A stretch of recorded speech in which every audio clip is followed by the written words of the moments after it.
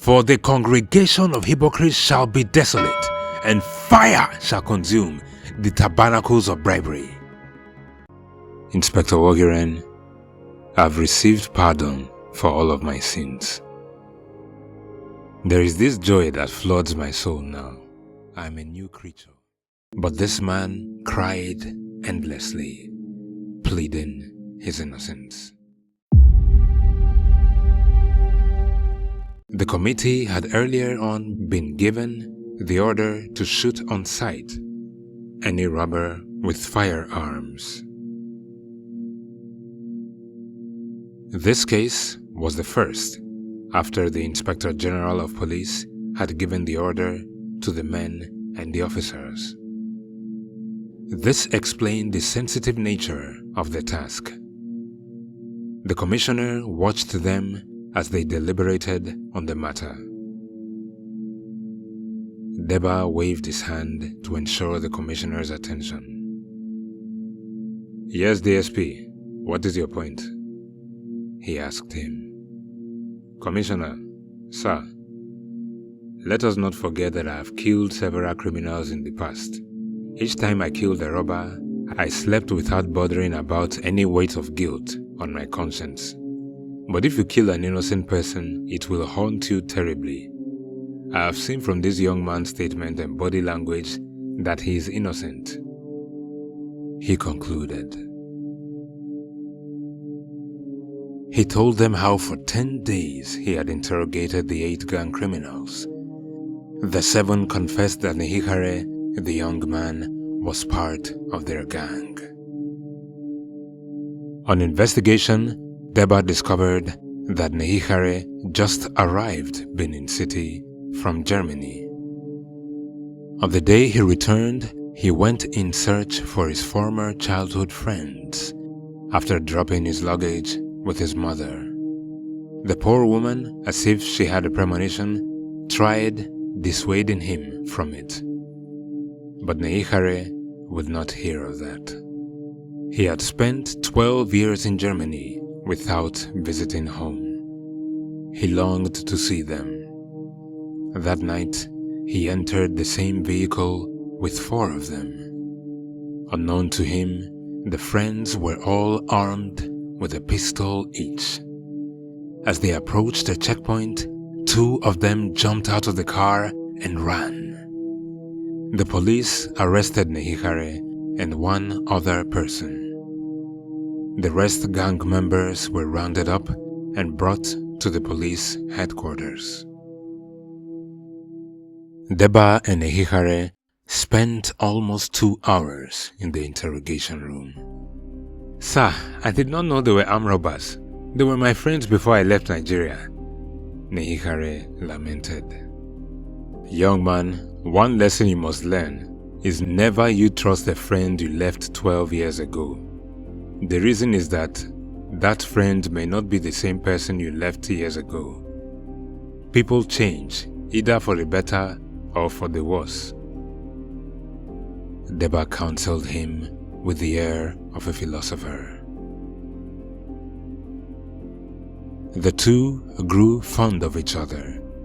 Soon Deba preached salvation message to Nehihare, and he gladly accepted Jesus. Nehihare was put through all manner of torture, both physical and psychological. There was pressure on Deba to allow the state to execute Nehihare. Deba was even offered huge sums of money to align with the rest.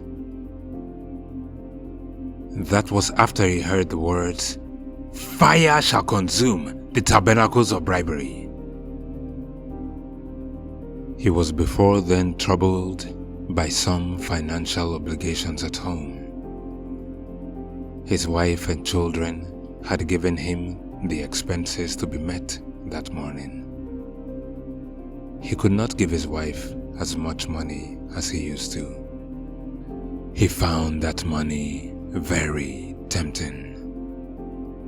One voice echoed and magnified all the various areas for which the amount could be used. As he hovered between the two, to take or not to take, he heard those majestic words.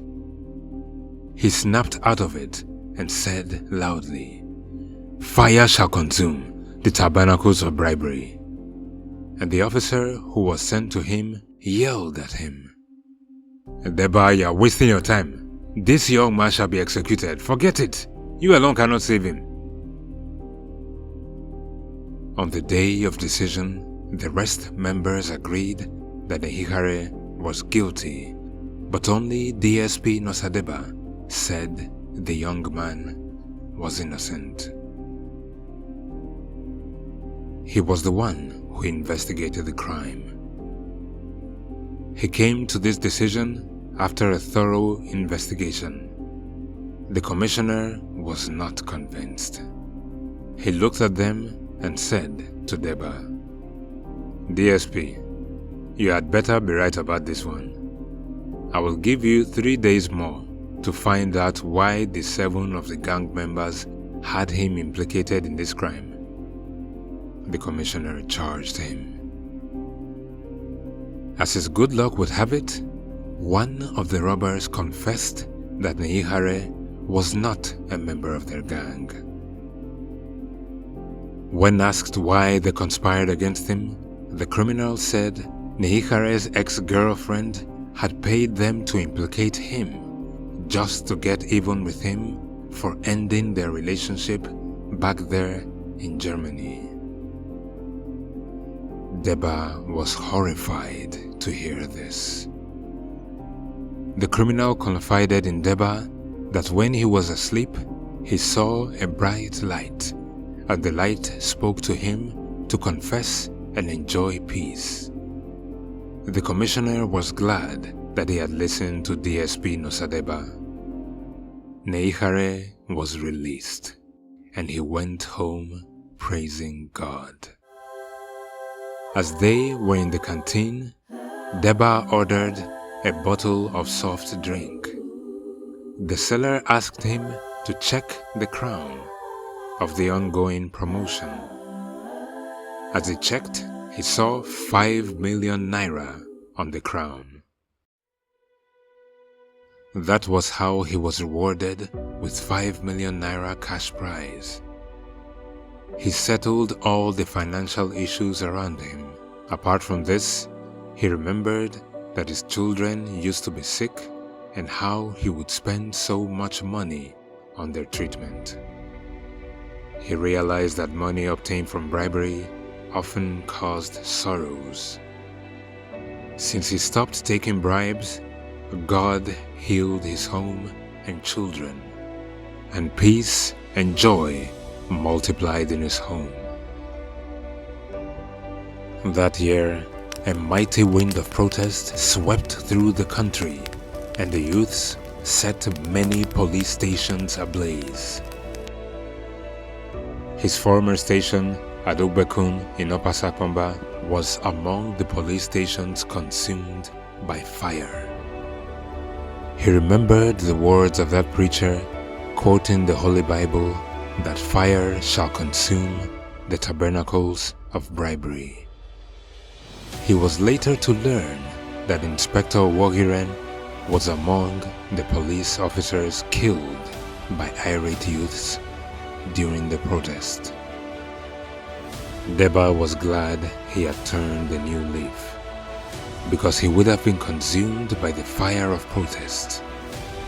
He read in the newspaper that several tabernacles of his friends who loved and encouraged bribery were razed down without mercy.